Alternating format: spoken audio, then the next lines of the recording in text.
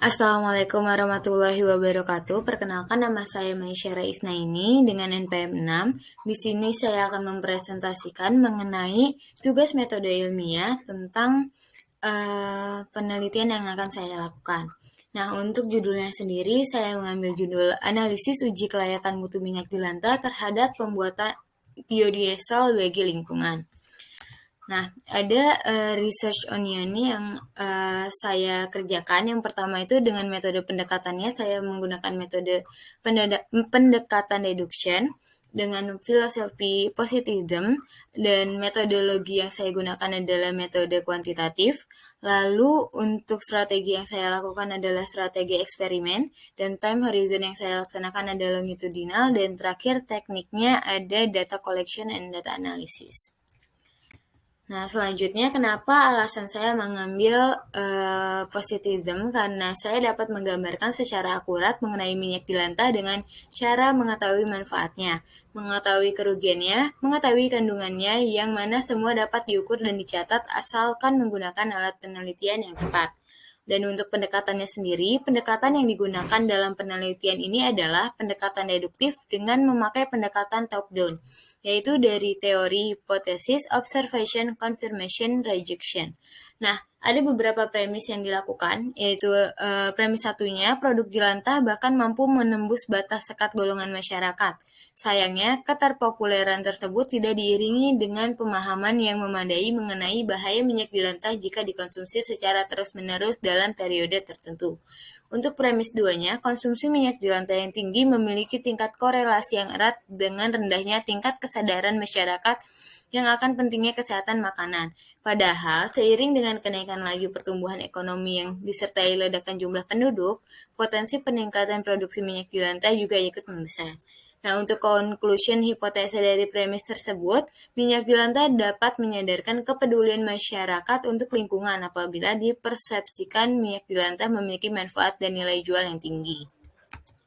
Lalu untuk metode penelitiannya, saya menggunakan metode penelitian minyak jelantah ini dengan metode kuantitatif agar penelitian saya bertujuan menangkap dan mengungkap fenomena atau kenyataan atau kebenaran secara objektif dan terukur atau berlaku sama untuk siapa saja, dengan mengumpulkan data-data dan menyajikan informasi secara kuantitatif dalam bentuk angka.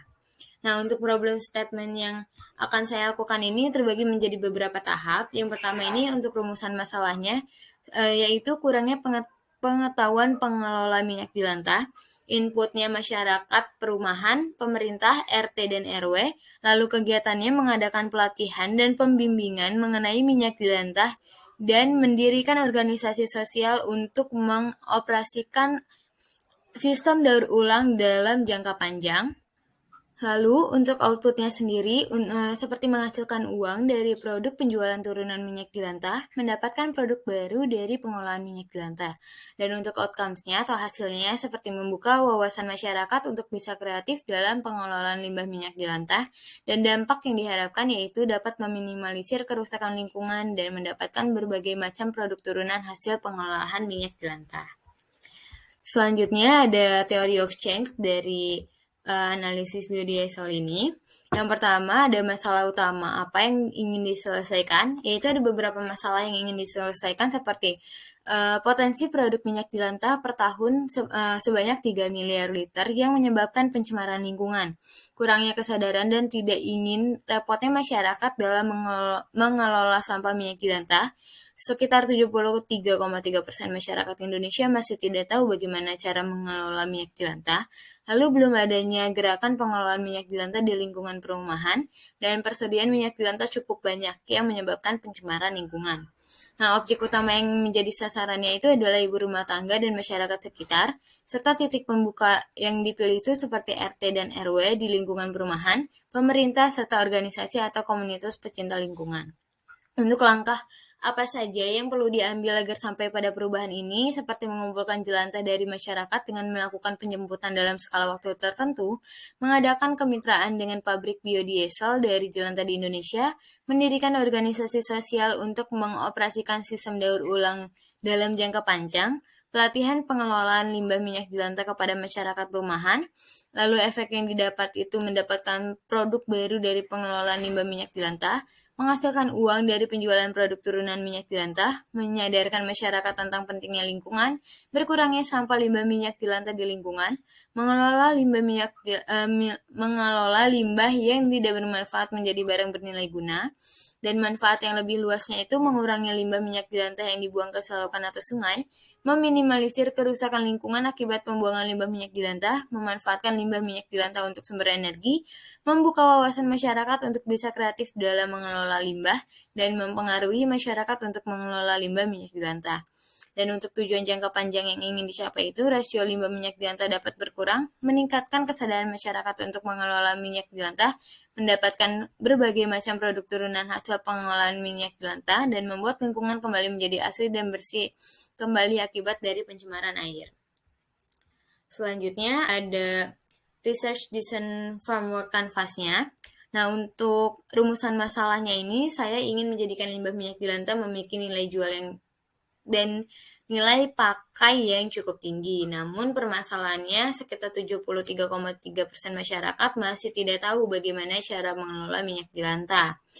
Nah, gejalanya yang ada yaitu potensi minyak jelantah sekitar 3 miliar liter per tahun menyebabkan kerusakan lingkungan.